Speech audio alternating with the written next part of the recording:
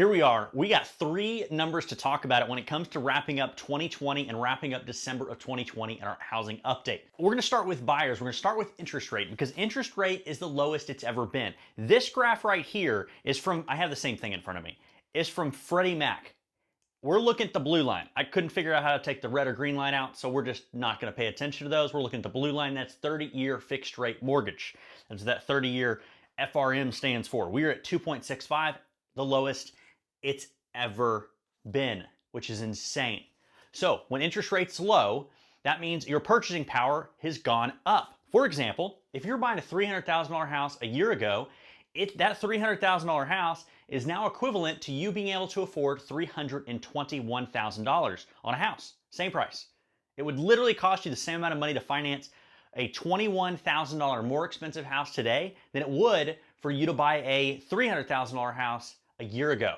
If you're at 500 grand, that's $35,000 of purchasing power just in the interest rate going down. So you might say, Jordan, the market is insane. I should wait to buy.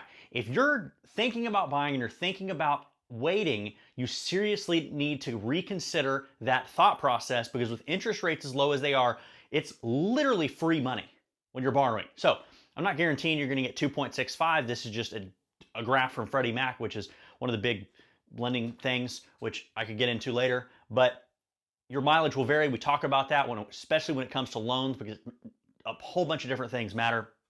But 2.65 is the lowest it's ever been. So if you're thinking about waiting, you need to reconsider that. I'm not saying now is the right time to buy, but you need to seriously consider it with rates being as low as they are. That's our number one metric. I have two more numbers that I want to tell you about that's more related to selling, which is positive news for sellers, not such great news for buyers, but let's get into it. So our second number that I want to talk about is going to be our median sales price. I'm going to put up this graph right now. I'm going to show you what the trend is looking like. So boom, right?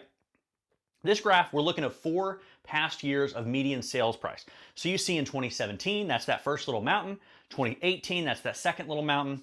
2019, that's the third little mountain. And look at 2020 little mountain right here. That little mountain hasn't dropped, right? So this number is as of December, and it hasn't dropped. The current December median sales price is $289,000. That's median sales price across North Texas, single family homes and pre-owned only. I don't look at condos, townhomes, or new homes. They follow different kind of trends, and I don't want to skew my numbers. So median sales price, $289,000. That is up 13% over last year, 1 year ago today. 13% is fantastic growth on your house. So the equity you're sitting on your home right now is probably the highest it has ever been. Now, I'm not guaranteeing you got 13% additional equity over the past 12 months, but that's what we're looking at across the board in North Texas. So you're probably sitting on more equity than you've ever seen before in your home. If you want specific numbers on your house, what it would sell for, my opinion of value, yada, yada, yada, just shoot me an email, call me, message me, whatever. And I'm happy to help you with that. So 13% year over year. So notice, again, back to that fourth mountain on this graph right here, it hasn't dropped. So now we're starting the new year. Okay, the last number that I want to talk about, and this is my favorite number. It is the one metric, if you've seen my videos before, you probably know what I'm going to say. It's the one metric that if you have to know what the real estate market is doing, what I would recommend is looking at this one metric, and it is months of supply. If we are at 6 months, it's a balanced market. We're not a seller's market. We're not a buyer's market. Anything less than 6 months of inventory is a seller's market. Anything more than 6 months of inventory is a buyer's market. We're typically in North Texas in this seller's market. We're typically 2, 3, 4, 5 months, depending on the neighborhood, price point, all that, typically sitting around this area right here. We are the lowest we have ever been on our supply. So a year ago, we were at 2.4 months of inventory. So 6 months balanced, seller's market, right? Let me see if I can get to the edge of the screen. Let's say that is 0 months of inventory. We're typically right around here. Right now, we're like right here. We are really low, 1 month of inventory.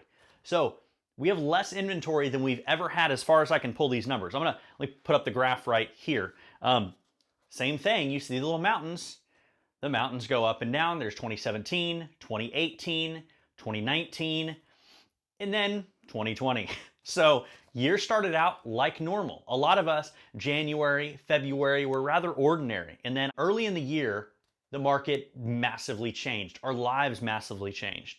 And that's when inventory started dropping. So look at that. It dropped and dropped and dropped and dropped and dropped and continues dropping because there is tons of demand out there compared to the inventory of houses. As a seller, low inventory, high demand, high price for your house. It is super beneficial because you're more likely to go into multiple offer. You're more likely to get cash offers, full price or above list cash offers. When people go above your list price or above what we feel is market value for your house, they're more likely to guarantee appraisal gaps, which we can get into that. That's super important for offers on the buyer and the seller side to understand that and how that works. As a seller, if you're thinking about selling anytime in the near future, now you should seriously run the numbers, seriously consider it, balance the pros and cons. If you're looking to hire a real estate agent, I'm available. We do a ton of listings and we have a formula down that works really well, which I'm not going to tell you what it is on here because I don't need everyone knowing it, because then we lose our advantage over the competition. With low inventory, you are in the strongest position than you probably have ever been in your current house right now to sell, and you have all of the leverage. If you need a little bit more time in the house after you close, a lease back, if you want all these other things, now is the time where you have more strength than you've ever had before. And again, back to the median sales price, you're probably sitting on more equity than you've ever had before. So again, as a whole, I don't know your situation. If you want me to know your situation and you want to talk offline, send me an email, phone number, whatever you want to do, and we'll have a conversation around your situation, your neighborhood, your house, and so on. For the year, we're looking at about 8% year over year completely. For all of 2020, went up in median sales price about 8% compared to the year before, right? So we went up a little bit. 8% is a solid, good number. Towards the beginning of the year, it wasn't so great, but towards the end of the year, we started increasing that equity in your homes significantly with what the market was doing. So year before that, 18 and 19, was about 3%, which is, it's okay, it's above inflation typically, but it's just not, it's not a super powerful, strong number, and that's median sales price. So your mileage will vary depending on your neighborhood, your price point, so on and so forth, your area, town, that kind of thing. The market is insane.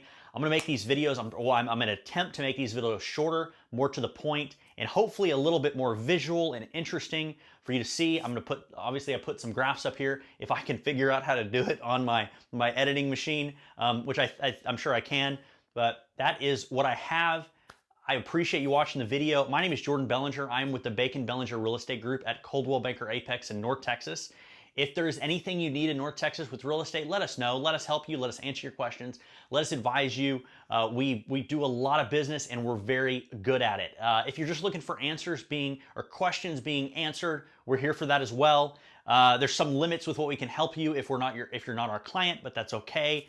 What else do I got? If you need anything outside of the North Texas market and you're looking for an agent in your area, let us know. Let me know. Happy to connect you with agents almost anywhere in the world. We have a huge network of referral agents, and don't worry, it is not wasting our time. If you choose to use that agent that we connect you with, they actually pay us a referral for that connection and that relationship that we're doing for you. And our system that we have, our network of agents, is constantly updating, constantly making sure that we're referring you to the top agents around the globe. Thanks so much for joining. If you haven't subscribed to the channel, subscribe, like, turn on the bell notifications. It definitely pumps this video out to more people so that more people see what we have to offer and I can afford to do more videos. So that's all I got. I'll talk to you guys later. Bye.